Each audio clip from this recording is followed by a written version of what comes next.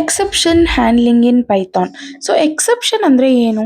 ಎಕ್ಸೆಪ್ಷನನ್ನು error R ಡಿಸ್ಟ್ರಬ್ the program ಅಂತ ಹೇಳ್ತೀವಿ. ಯಾಕೆ ಹೇಳ್ತೀವಿ ಅಂತ ಹೇಳಿದ್ರೆ, ಫಸ್ಟ್ ನಾನು ರಿಯಲ್ ಟೈಮ್ ಎಕ್ಸಾಂಪಲ್ ಹೇಳ್ತೀನಿ.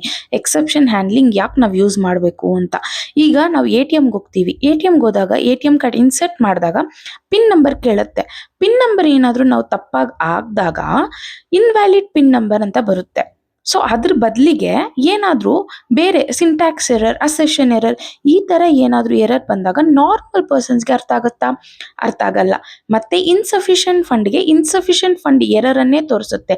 ಯಾಕಂತ ಹೇಳಿದ್ರೆ ಆ ಎರರ್ಗೆ ತಕ್ಕಂತೆ ನಾವು ಎರರ್ ಮೆಸೇಜ್ನ ನಾವು ಕೊಡಬೇಕು. ಸೊ ಅದನ್ನೇ ನಾವು ಎಕ್ಸೆಪ್ಷನ್ ಹ್ಯಾಂಡ್ಲಿಂಗ್ ಇನ್ Python R any programming language.